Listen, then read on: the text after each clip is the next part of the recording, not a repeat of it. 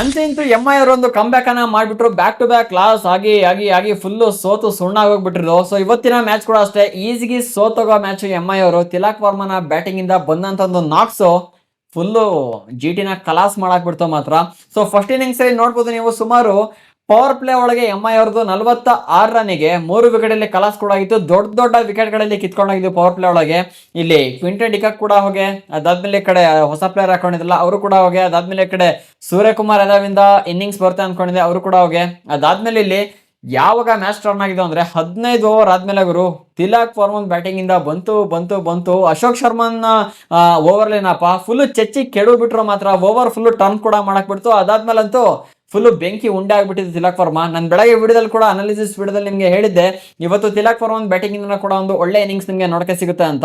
ಅದೇ ರೀತಿ ತಿಲಕ್ ವರ್ಮಾ ಮಿಂಚಿದ್ದು. ಅದಾದ್ಮೇಲೆ ಈ ಕಡೆ ಜಿಟಿ ಕಡೆಯಿಂದ ಕೂಡ ಹೇಳಿದೆ, ಪ್ರಸಿದ್ಧ ಕೃಷ್ಣ ಇಲ್ಲಾಂದ್ರೆ ರಬಾಡ ಹೈಯೆಸ್ಟ್ ವಿಕೆಟ್ ಟೇಕರ್ ಆಗ್ತಾರ ಅಂತ. ರಬಾಡಗೆ ಇವತ್ತು ಒಳ್ಳೆ ವಿಕೆಟ್ ಕೂಡ ಬಿದ್ದಿದ್ದು, ಮೂರ್ ವಿಕೆಟ್ ಕೂಡ ಬಿದ್ದಿತ್ತು ರಬಾಡಗೆ. ಸೊ ಒಂದೊಂದಾಗೆ ಮಾತಾಡ್ತಾ ಹೋಗೋಣ. ಅದಾದ್ಮೇಲೆ ಇವತ್ತು ನಾನು ಜಿಟಿ ವಿನ್ ಆಗುತ್ತೆ ಅಂತ ಪ್ರಿಡಿಕ್ಷನ್ ಕೂಡ ಕೊಟ್ಟಿದ್ದೆ. ಸೊ ಇಲ್ಲಿ ಏನಕ್ಕೆ ಆ ಥರ ಪ್ರಿಡಿಕ್ಷನ್ ಕೊಟ್ಟಿದ್ದೆ, ಏನಕ್ಕೆ ಜಿಟಿಲಿ ಲಾಸ್ ಆಯ್ತು ಅದು ಕೂಡ ಒಂದೊಂದಾಗೆ ಮಾತಾಡ್ತಾ ಹೋಗ್ತೀನಿ. ವಿಡಿಯೋ ಲಾಸ್ಟ್ ತನಕ ನೋಡಿ. ಚಾನಲ್ ಸಬ್ಸ್ಕ್ರೈಬ್ ಮಾಡಿದ್ರೆ ವಿಡಿಯೋ ನೋಡ್ತಿದ್ರ ಅಂದ್ರೆ ಬೇಗ ಸಬ್ಸ್ಕ್ರೈಬ್ ಮಾಡಿ, ನೋಟಿಫಿಕೇಶನ್ ಆಲ್ ಮಾಡ್ಕೊಳ್ಳಿ. ವಿಡಿಯೋಗೆ ಲೈಕ್ ಹಾಕಿಲ್ಲ ಅಂದ್ರೆ ಹಾಕಿ ಒಂದು ಲೈಕ್ ಅನ್ನ. ಫಸ್ಟ್ ಇದನ್ನ ಕ್ಲಿಯರ್ ಮಾಡ್ಬಿಡ್ತೀನಿ, ನಾನು ಏನಕ್ಕೆ ಜಿಟಿ ಪ್ರಿಡಿಕ್ಷನ್ ಕೊಟ್ಟಿದ್ದೆ ಅಂತ. ಅದಾದ್ಮೇಲೆ ನೋಡಿ, ಬ್ಯಾಕ್ ಟು ಬ್ಯಾಕ್ ಮ್ಯಾಚ್ ಅಲ್ಲಿ ನಂದು ಸರಿಯಾಗಿದೆ ಅಂದ್ರೆ 7ಕ್ಕೆ 7 ಮ್ಯಾಚ್ ಕೂಡ ಪ್ರೀವಿಯಸ್ ಮ್ಯಾಚ್ ಗಳು ಸರಿ ಕೂಡ ಆಗಿದೆ. ಈಗ ಕೆಲವರು ಕೂಡ ಬಂದು ಮಾತಾಡ್ತೀರಾ ಏನ್ ಪ್ರಿಡಿಕ್ಷನ್ ಗಳು ಹಾಗೆ ಅಂತ. ನಾನು ಪ್ರಿಡಿಕ್ಷನ್ ಕೊಡಕ್ಕಿಂತ ಮುಂಚೆ ತುಂಬಾ ಸಲ ಅನಾಲಿಸಿಸ್ ಕೂಡ ಮಾಡ್ತೀನಿ. ಸುಮ್ಮನೆ ಯಾವ್ದೊಂದು ಟೀಮ್ ಅಂತ ಇಲ್ಲಿ ಪೋಸ್ಟ್ ಅನ್ನ ಮಾಡಲ್ಲ, ವಿಡಿಯೋದಲ್ಲಿ ಹೇಳೋದಿಲ್ಲ. ಇವತ್ತೇನಕ್ಕೆ ನಾನು ಜಿಟಿ ಅಂತ ಹೇಳಿದೆ ಅಂದ್ರೆ, ಈಗ ನೋಡಿ ನಿಮ್ಗೆ 2 ಟೀಮ್ ಕಂಪ್ಯಾರಿಸನ್ ಮಾಡಿದ್ರೆ ಗೊತ್ತಾಗ್ಬಿಡುತ್ತೆ. ಎಂಐ ಟೀಮ್ ಅಲ್ಲಿ ತುಂಬಾ ಚೇಂಜಸ್ ನ ಕೂಡ ಮಾಡ್ಕೊಂಡಿದ್ರು. ಈ ಕಡೆ ರಯಾನ್ ರಿಕ್ಲೆಂಟನ್ ಕೂಡ ಇಲ್ಲ, ಅದಾದ್ಮೇಲೆ ರೋಹಿತ್ ಶರ್ಮಾ ಕೂಡ ಇಲ್ಲ, ಅದಾದ್ಮೇಲೆ ಬೌಲಿಂಗ್ ಡಿಪಾರ್ಟ್ಮೆಂಟ್ ಬಂದ್ವಿ ಅಂದ್ರೆ ಶಾರ್ದುಲ್ ಠಾಕೂರ್ ಇಲ್ಲ, ದೀಪಕ್ ಚಹರ್ ಇಲ್ಲ, ದೊಡ್ಡ ಪ್ಲೇಯರ್ಸ್ ಗಳೇ ಇಲ್ಲ ಇಲ್ಲಿ. ಸೊ ಹೊಸ ಪ್ಲೇಯರ್ಸ್ ಗಳು ಇನ್ನೇನಿಲ್ಲಿ ವಿನ್ ಮಾಡ್ಸಕ್ಕಾಗುತ್ತೆ ಅಂತ ಅದೊಂದು ಮೈಂಡ್ ಸೆಟ್ ಅಲ್ಲಿ ಕೂಡ ಇದೆ.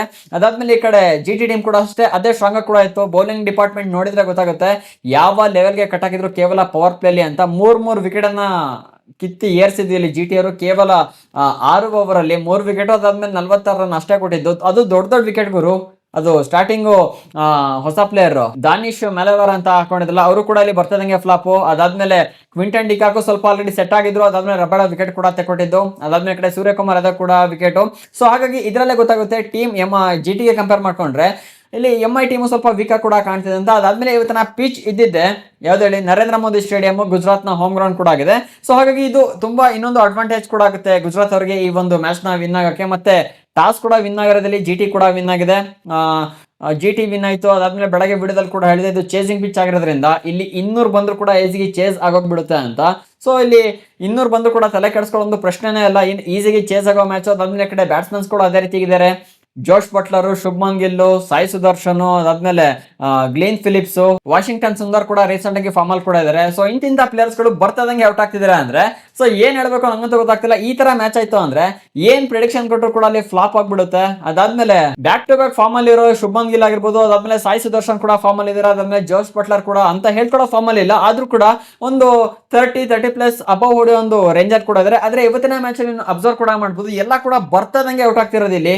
Sai Sudarshan just simple catch ಅನ್ನ ಕೊಟ್ಟಿದ್ದು ಔಟು. ಅದಾದ್ಮೇಲೆ ಈ ಕಡೆ ಶುಭ್ಮನ್ ಗಿಲ್ ಕೂಡ ಅದೇ ರೀತಿ ಔಟು. ಅದಾದ್ಮೇಲೆ ಯಾರು ಜೋಶ್ ಬಟ್ಲರ್ ಕೂಡ ಅಷ್ಟೇ LBW ಔಟ್ ಕೂಡ ಆಗಿದ್ದು.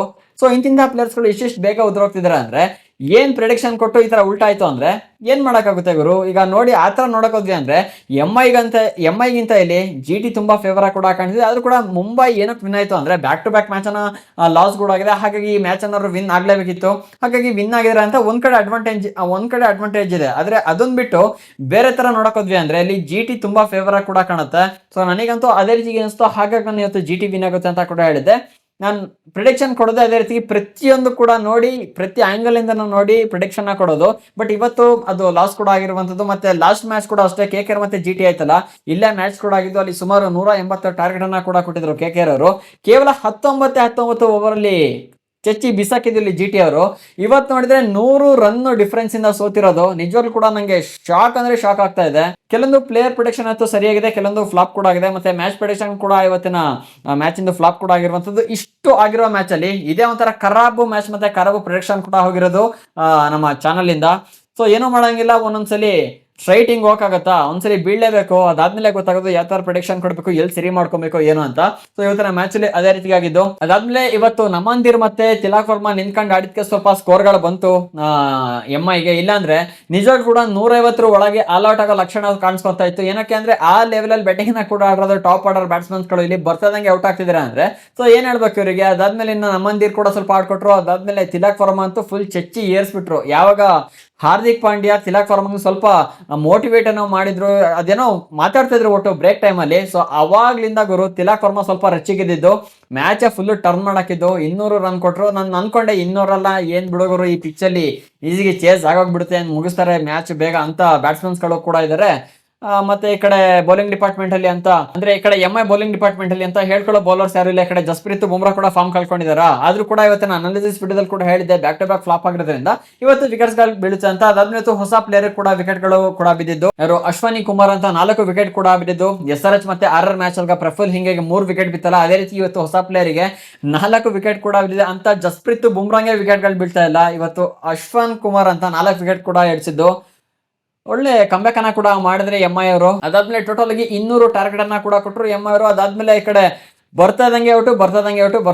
ನಂಗೆ ನಿಜವಾಗ್ಲೂ GT ಅವರ ಬ್ಯಾಟಿಂಗ್ ನೋಡ್ತಾ ಅಂದ್ರೆ ಈಗಲೂ ಕೂಡ ಫುಲ್ ಶಾಕ್ ಆಗ್ತದೆ. ಏನಕ್ಕೆ ಇವರು ಇಷ್ಟು ಕೆಟ್ಟಾಗಿ ಪರ್ಫಾರ್ಮ್ ಮಾಡಿದ್ರು, ಅದು ಇವರ ಹೋಮ್ ಗ್ರೌಂಡ್ ಅಲ್ಲಿ, ಮತ್ತೆ ಇದು ಚೇಸಿಂಗ್ ಪಿಚ್ ಕೂಡ ಆಗಿದೆ, ಮತ್ತೆ ಬ್ಯಾಟಿಂಗ್ ಕೂಡ ಈಸಿ ಆಗಿಬಿಡುತ್ತೆ. ಆದ್ರೂ ಕೂಡ ಇಷ್ಟು ಹೀನಾಗಿ ಸೋತ್ರಲ್ಲ ಅಂತ ಎಲ್ಲೊಂದ್ ಕಡೆ ಶಾಕ್ ಕೂಡ ಆಗ್ತದೆ. ಏನೂ ಮಾಡಂಗಿಲ್ಲ ಅವರು. ಒಂದು ಪ್ರತಿ ವಿಡಿಯೋದಲ್ಲಿ ನನಗೆ ಹೇಳ್ತಾ ಇರ್ತೀನಿ, ಕ್ರಿಕೆಟ್ ಅಂದಮೇಲೆ ಇದು ಅನ್ಪ್ರಿಡಿಕ್ಟೇಬಲ್. ನಾವು ಅನಾಲಿಸಿಸ್ ಮಾಡಿ ಪ್ರಿಡಿಕ್ಷನ್ ಕೊಡ್ಬೋದು ಅಷ್ಟೇ, ಆಡೋದು ಬಿಡೋದು ಕಂಪ್ಲೀಟ್ ಅಲ್ಲಿ ಪ್ಲೇಯರ್ಸ್ ಮೇಲೆ ಡಿಪೆಂಡ್ ಕೂಡ ಆಗಿರುತ್ತೆ ಅಂತ ಇವತ್ತು ಅದು ಒಂದು ಪ್ರೂವ್ ಕೂಡ ಆಗಿರುವಂತದ್ದು. ಸೊ ಏನೂ ಮಾಡಂಗಿಲ್ಲ, ಏನಾದ್ರು ಒಂದು ಡೌನ್ ಫಾಲ್ ಆದಾಗಲೇ ಮತ್ತೆ ಅದನ್ನ ನಾವು ಯಾವ ತರ ಮೇಲೆ ಎತ್ತಬೇಕು ಅಂತ ಗೊತ್ತಾಗೋದಿಲ್ಲ. ಸೊ ನೆಕ್ಸ್ಟ್ ಮ್ಯಾಚ್ ಇಂದ ಇನ್ನು ಬೆಸ್ಟ್ ಆಗಿರೋ ಪ್ರಿಡಿಕ್ಷನ್ ಕೊಡೋಕೆ ಟ್ರೈ ಕೂಡ ಮಾಡ್ತೀನಿ. ಇವತ್ತೊಂದು ಮ್ಯಾಚ್ ಫ್ಲಾಪ್ ಆಗಿದೆ, ಮತ್ತೆ KKR ಮ್ಯಾಚ್ ಫ್ಲಾಪ್ ಆಗಿರೋದು ಅಷ್ಟೇ. ಅದ್ ಬಿಟ್ರೆ ಎಲ್ಲ ಬ್ಯಾಕ್ ಟು ಬ್ಯಾಕ್ ಏನ್ ಕೊಟ್ಟಿದ್ದೀನಿ ಎಲ್ಲ ಕೂಡ ಸರಿಯಾಗಿದೆ. ಅದೇ ರೀತಿ ಕಂಟಿನ್ಯೂ ಮಾಡೋಕೆ ಟ್ರೈ ಕೂಡ ಮಾಡ್ತೀನಿ. ಈ ವಿಡಿಯೋ ಇಷ್ಟ ಆಯ್ತು ಅಂದ್ರೆ ಹಾಕಿ ಲೈಕ್ ಅನ್ನ, ಅದೇ ರೀತಿ ಹೆಚ್ಚಿನ ಕಂಟೆಂಟ್ ಆಗಿ ಚಾನಲ್ ಸಬ್ಸ್ಕ್ರೈಬ್ ಮಾಡ್ಕೊಳ್ಳಿ. ಸಿಗೋಣ ಇನ್ನೊಂದು ಫ್ರೆಶ್ ಕಂಟೆಂಟ್ ನ ಜೊತೆಗೆ. ವಿಡಿಯೋ ನೋಡಕ್ಕೆ ಧನ್ಯವಾದಗಳು. ಜೈ ಹಿಂದ್, ಒಂದೇ ಮಾತರಂ.